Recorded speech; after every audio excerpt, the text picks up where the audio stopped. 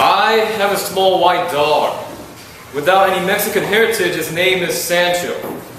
He moved in with our family in the year 2000, and now, as an 84-year-old dog, he often fails to pee at the right place, yet runs and eats like a bull. Our relationship was not always pretty.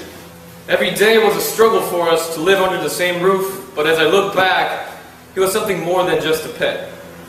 I'm going to tell you all the valuable lessons that I have come to appreciate in my 12 years of living with this seemingly odd dog of mine. Lesson 1. We live in a small world. The first time Sancho and I met was in my apartment elevator.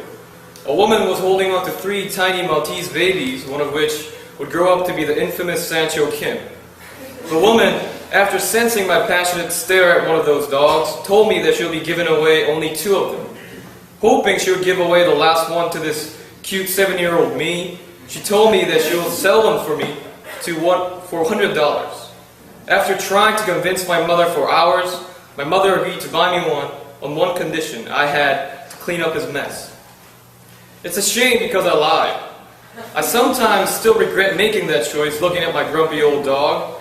I always wondered why this dog only cared about food. And I found the answer when I decided to come to the actual school. I met Larry Kim. The woman who was giving away the dogs was Larry's mother. I lived in the 11th floor, and Larry's family had a friend living on the 7th floor of my apartment to whom they were giving away the dogs. Funny how my best friend had Sancho's mother even before I knew him. Larry's incessant love for food was handed down as a heritage. We live in a small world. We must learn to value each relationship we make and think before we act. Who knows, the person you carelessly pass by on the streets could turn out to be your best friend. Lesson 2. Be confident and loyal.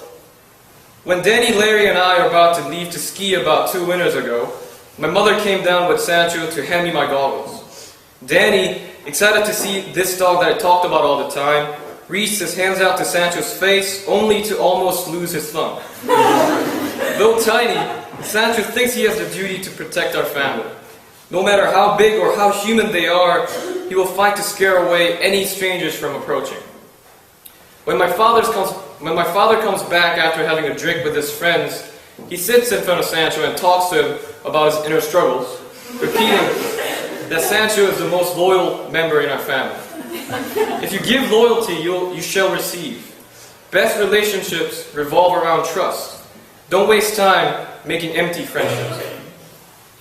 When I take Sancho out for a jog, he never loses his confident stride with his head held high, even next to a pit bull, a horse, Danny, or probably even next to Coach Leaf. I'm not telling you all to react violently to strangers like Sancho.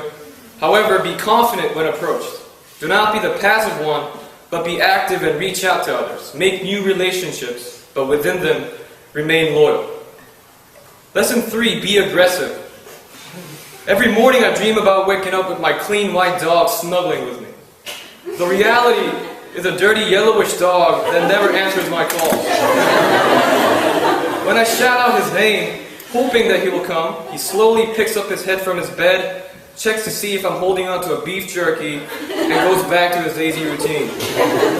What a useless dog, I think on and on. However, when I am holding on to a jerky or actually anything edible, the story is quite different.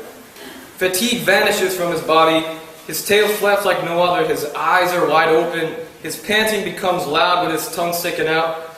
Quickly calculating the distance between the food and his bed, he runs to my hand, breaking all the obstacles, slamming his head if necessary, and sits in front of me with the most kind and lovable eyes. I, allured by his poker face, always give him the food, and he goes back to the old grumpy Sancho. He truly is a hypocrite. Nonetheless, there's one thing you can respect about Sancho: his aggressiveness to reach his goal. The goal for him is the food, and he will do anything to eat it. Henry David Thoreau said, "Go confidently in the direction of your dreams. Live the life you have imagined." We all have goals, but not all of us have the drive. Your dreams are there to not only dream them, but to catch them. Follow your dreams more aggressively. If you do so, you'll soon find yourself within them.